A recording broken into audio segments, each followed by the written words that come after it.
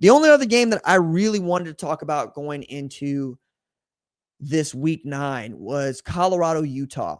Mostly on the strength of Utah having lost this really heartfelt game against BYU in Provo, the Holy War. It was a huge game for Fox. They put Big Noon down there, and now you got BYU's undefeated, and you got Utah who's got 2 losses.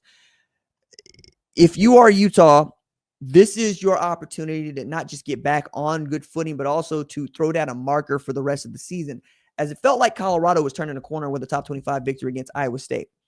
Was it an Iowa State that was depleted? Yes. Was it an Iowa State that was down 16 players, including its top 2 corners? Absolutely. But it was still an Iowa State that could move the football. With Rocco Beck at quarterback, anything was possible, and Colorado stopped it. If Kaidon Salter can play the kind of football that Bear Bachmeier has been playing, there's no reason to believe that Colorado can't beat Utah. Now, that said, Utah is going to do something that is going to give Colorado's defense fits. They're going to run the football right at them. They're going to power run the hell out of that Colorado defense. And I'm just not sure that Robert Livingston's defense can put up with that. I think that's going to be really difficult. I think that week in and week out, we've seen Colorado be susceptible to rushing attacks, and frankly, not always been able to run the ball their damn selves, even as they've been able to run it better this year than they have in years past. But as I'm looking at what Utah was able to do against BYU, Devon Dampier was good, 20 of 36 for 244 with 2 TDs and a pick. He was sacked 3 times, but they ran the ball well. They had 37 rushes for 226 yards. That's 6.1 yards per carry, and they still lost by 3 to BYU. If they play that way against Colorado, I don't see Colorado being able to fight back from that. I think that's going to be really difficult for them. I also got to get a full dose of Daniel Bray, which was really cool. 10 rushes for 121 yards. That dude can play. I thought that this was going to be a Wayshawn Parker game. It was not. 8 carries for 23 yards. And they were developing some wide receivers at Utah, which I did not expect it. I expected Utah's wide receiver core to look a lot like Michigan's at the start of the season. Bunch of no names that would have to catch passes from a guy that we expect to be competing for the Heisman. It's not been so. Devon Dampier's had a hard time staying healthy, and you can understand why. He takes a lot of hits. He runs football. As a matter of fact, the point guard playing quarterback is what we've had, right? Trinidad Chambliss, John Mateer, now Devon Dampier. And guys to take off and run with the football get hit. Guys that get hit, usually susceptible to injury, and they can miss games. That's also who Kaidon Salter is supposed to be. When Colorado's playing its best football, Kaidon Salter's playing a point guard. He is able to move around. He is able to roll out. He's able to see a clean pocket with the offensive line over here as he rolls to his left, looking for someone to hit on a levels concept or maybe deep down the field. The thing to watch for Colorado, if you expect them to be good and to win this game, is just what their wide receivers are able to do against Morgan Scalley's defense. I don't think that that's a small thing. I think that if you're going to say Colorado has some edge to exploit, you would say it's that wide receiver. But you're going to need guys like Sincere Brown, like Omarion Miller to step up, Joseph Williams to step up in a huge way. This has to be a Draylon Miller game. This has to be the kind of game where you look at those wide receivers and you see guys have 80, 90 receiving yards on 4 or 5 catches, and you got a couple with 9 or 10. It needs to look like it did last year with Shedeur Sanders, Travis Hunter, Jimmy Horn, Will Shepard, and LaJohntay Wester.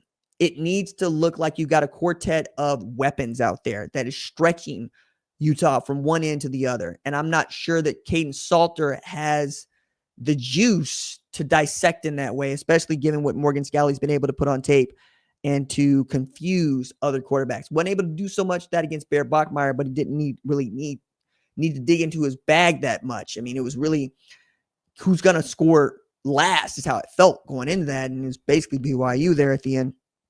If you're Salter, though, and you know that you've been benched and you've been rattled by it, but you also know you got the job the rest of your way, and you still want to make it to the NFL, this is a great game for you to win. It's a great game for you to put on tape, and it is an outstanding opportunity for you to be the 250-150 guy that I thought you could be all year. I sincerely believe that Kaidon Salter at his best could be a guy that goes for 3,000 yards passing and 1,000 yards rushing. But that guy's been all over the map. And the first Power 4 team they beat was also the first ranked team they beat in Iowa State. Until then, we're talking about beating up on Delaware and Wyoming, right? You play against teams that are in your weight class, and it didn't feel like they had much. And even the Iowa State win, as I mentioned, feels a little bit soft because they just weren't at full strength. And then Colorado need to rush the field because they beat a top 25 opponent. You've had a week off. You've had a week to heal. You saw what Utah was able to do. If you're smart, you watch this entire game, and I like to think that a lot of the Colorado players are smart, if not all of them, to take this game into account when they think about their preparation and think about what they've got in what is kind of a rivalry game, right? And should be one.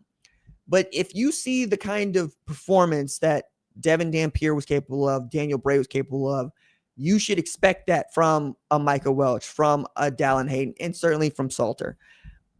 I think if it's up to me, I'm going to ask Pat Shurmur to make the playbook really small for Kaidon Salter. Find out what 5, 6, 7 plays you really love, and let's run those until we can't run them anymore.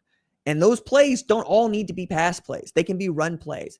Keep it very simple. And in this week of preparation, prepare to execute. That's all. Just prepare to hit your marks. Do the fundamentals well. And I don't mean catch the football. I mean catch every snap. I mean take your drop.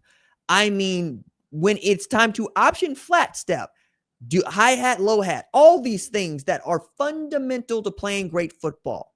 One of my favorite things to remind players is a lot of guys can play Madden and treat that thing like a fight simulator, but not enough guys can tell you how to take a center from snap, right? A snap from center, excuse me. How are you supposed to take this ball? How are the laces supposed to line up? What is your first read is not even what we're thinking about. We're thinking about where are our eyes after we take the snap? What do we do with our feet? How are we going from high to low? Are we going left to right? And many times it's really simple because if you're doing the pre-snap adjustments, you can probably get rid of one side of the field. Or you see too high. Cool. That's light blocks. We know we can run in that. If we're in a pass play, maybe drop out of that. Make the game simple. Make it one that he feels like he can play as fast as he would like to. And if you do that, you give yourself an opportunity to go out there and be great. And I think this Colorado team is capable of that. All right, that's going to do it for this live episode of Adapt and Respond. If you like the show, let me know that you like the live shows in the comments below. And we'll see you on the flip side. Deuces.